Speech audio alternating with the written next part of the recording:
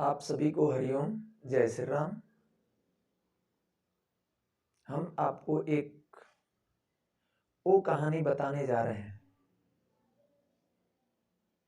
जिस कहानी से बहुत कुछ सीखने को मिलेगा।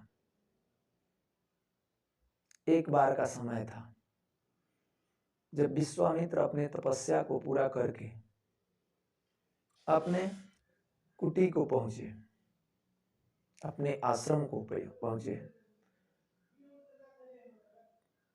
रात में सोने के बाद उनको मन में विचार आया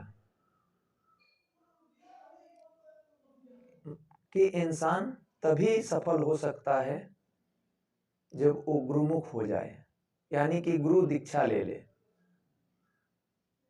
तब उन्होंने अंतर्ध्यान होकर पृथ्वी पे देखा कि हमारे गुरु लायक कौन सा व्यक्ति है, मगर उनको कोई नहीं दिखा पृथ्वी पे कि हाँ हमारे गुरु के लायक कोई है।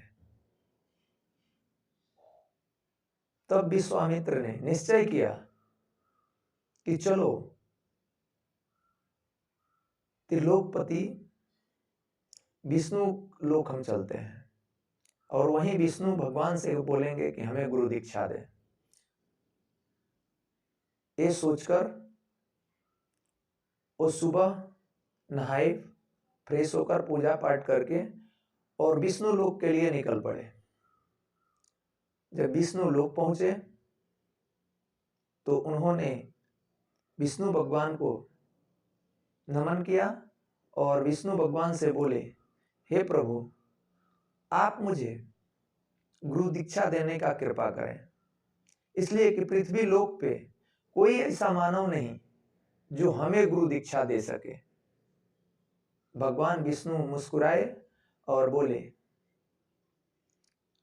कि हे मुनि, हम भी उस योग्य नहीं हैं, आपके तपो के बराबर हम में समर्थ नहीं है कि हम आपको गुरु दीक्षा दें, इसलिए कि हम ब्रह्मा के लेख के अनुसार ही अपना जीवन और मानव का जीवन निर्धारित करते हैं। इसलिए आप ब्रह्मा के पास जाइए, वही आपको गुरु दीक्षा दे सकते हैं। फिर विश्वामित्र जी ने नमन किया और ब्रह्मलोक के लिए निकल पड़े। जब ब्रह्मलोक पहुंचे तो ब्रह्मा जी को नमन करते हुए कि हे प्रभु, पृथ्वी पे कोई ऐसा मानव नहीं जो हमसे ज्ञानी हो, इसलिए हम आपके पास आए हैं कि आप हमें गुरु दीक्षा दें। ब्रह्मा जी ने मुनि की बातें सुनकर हंसे और बोले कि हे मुनि, हम भी भोले शंकर की कृपा से ही मानव का जीवन और मृत्यु लिख पाते हैं। हम तो किसी का नौकर बन के बैठे हुए हैं। आप चले जाइए कैलाश, वहीं पे भोले शंकर से बोलिएगा, वही आप पे कृपा करेंगे, वही आपको गुरु दीक्षा देंगे। फिर वहां से वशिष्ठ मुनि नमन किए और कैलाश के लिए प्रस्थान कर गए। कैलाश में पहुंचे, भोले शंकर से अपना कथा बताए और बोले हमको आप गुरु दीक्षा दीजिए ताकि हमारा कार्य शुभ हो। भोले शंकर ने मुस्कुराए और बोले कि जाइए, आपसे ज्ञानी फलाना राज्य में एक सजन कसाई नाम का व्यक्ति है जो आपके गुरु के लायक है। पृथ्वी लोक जाइए, वहीं आपको गुरु दीक्षा मिलेगा। मुनि ने नमन किया और नमन करके पृथ्वी लोक के तरफ प्रस्थान कर गए। आए अपने कुटी में, पूजा पाठ किए और पूजा पाठ करने के बाद में सुबह उठे और एक उनके पास मूर्ख चेला था, शिष्य था, जिसको लेकर और सजन कसाई के गांव जाने का निश्चय कर लिए। जब सजन कसाई के गांव पहुंचे तो लोगों से पता किए कि सजन कसाई कहाँ रहता है। तब किसी ने बताया कि देखिए सामने वो दुकान है, उसी में सजन कसाई है। जब मुनि उसके दुकान के सामने पहुंचे, उसके बाद जैसे ही सजन कसाई के ऊपर इनका नजर पड़ा, सजन कसाई जब इनको देखा तो दौड़ा भागा भागा मुनि के चरणों में नमन करने दौड़ा। मगर उसके पूरे लिबास में, हाथ में खून लगने के कारण मुनि एक कदम पीछे हट गए। जब वो सजन कसाई बोला बैठने को, तो मुनि बोले कि नहीं नहीं, मैं ऐसे जगह पे कैसे बैठ सकता हूं, ये अशुद्ध जगह है। और फिर वहां से अपने कुटी के लिए प्रस्थान किए। उनके अंदर क्रोध भी बहुत हुआ कि भगवान शंकर भी हमारे साथ छल किए, इतने तपस्वी, इतने शक्तिशाली व्यक्ति को ऐसे एक कसाई के पास भेज दिए गुरु दीक्षा लेने के लिए। उन्होंने मेरा उपहास उड़ाया है, ये बात मैं भोले शंकर से जरूर पूछूंगा।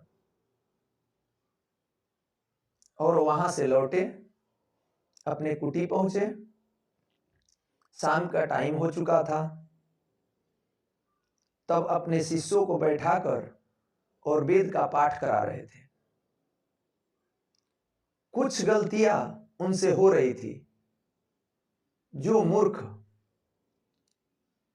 बच्चा उनके साथ गया था, वो खड़ा हुआ और बोला कि गुरुवर ऐसे नहीं, ऐसे बोल, ये शास्त्र में लिखा हुआ है। मुनि मन में विचार करने लगे कि वर्षों से इसको एक शब्द पढ़ाते हैं, जो कल पढ़ाते हैं वो आज भूल जाता है, जो आज पढ़ाते हैं वो कल भूल जाता है, इसके पास इतना ज्ञान कहां से आया। तब वशिष्ठ मुनि ने उससे बालक को बुलाया और पूछा कि तुम्हें ये ज्ञान कहां से प्राप्त हुआ। तब बालक ने बोला कि मैं आपके साथ जो सजन कसाई के दरवाजे पे खड़ा था, वो जो उसके हाथ में जो खून लगा था, उसका छींटा देखिए मेरे शर्ट पे पड़ गया है। और जैसे ही ये छींटा मेरे शर्ट पे पड़ा, तैसे मेरे ज्ञान खुद अर्जित होने लगे, हमारे अंदर ज्ञान अर्जित होने लगे। ये बात मुनि ने सुने, भागे दौड़े सजन कसाई के दुकान पहुंचे और बोले कि तुम मेरे गुरु हो, मुझे गुरु दीक्षा दो। सजन कसाई हाथ जोड़कर खड़ा हुआ और बोला, जो आपको गुरु दीक्षा देने आए थे वो हम नहीं हैं, वे स्वयं भगवान आए थे आपका परीक्षा लेने के लिए, मगर शायद आप परीक्षा में असफल हुए,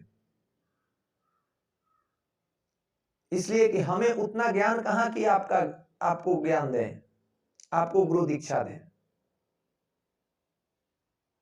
और आपने एक कदम पीछे हटकर पूरे तपस्या को समाप्त कर लिए, इसलिए कि आपके अंदर मतभेद था। आपको पहचान में नहीं आए कि वो भोले शंकर थे या सजन कसाई था। हमारा सिर्फ रूप था, आए तो आपके पास वही थे, हम तो आपको पहले बार देख रहे हैं। तो भगवान को भाव चाहिए, भगवान को आस्था चाहिए, और भगवान को भक्त का विश्वास चाहिए, तभी वो भगवान को देख पाता है। आप लोग इससे क्या समझे, क्या सीखे? एक कमेंट बॉक्स में जरूर बताइएगा। और कभी भी आपके पास धन ज्ञान कितनों भी हो जाए, उस पे अहम ना करें, अहंकार ना करें कि हमें संपूर्ण ज्ञान हो चुका है।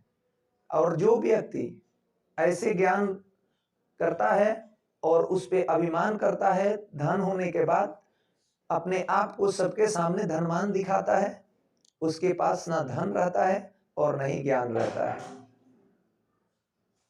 इसलिए सदा ध्यान रखें कि अपने आप में कभी अभिमान को प्रवेश ना करने दें, नहीं तो परमात्मा जो देता है वही आपसे छीन भी लेता है। जो अपने धन, बल, पुत्र, ज्ञान, ये चारों के ऊपर अभिमान करने लगता है, उसके पास से ये चारों छिन्न हो जाती है, परमात्मा उसे छिन्न कर देता है। इसलिए सारे भक्तों से निवेदन है और सारे सनातन धर्मियों से कि भगवान पे भरोसा करें और अपने आप में कभी अभिमान ना लाएं, कभी क्रोधित ना हो। क्रोध, अभिमान भगवान देखते हैं तो उनको नष्ट करने के लिए थोड़ा समय लगता है। जय श्री राम, जय श्री हरि, जय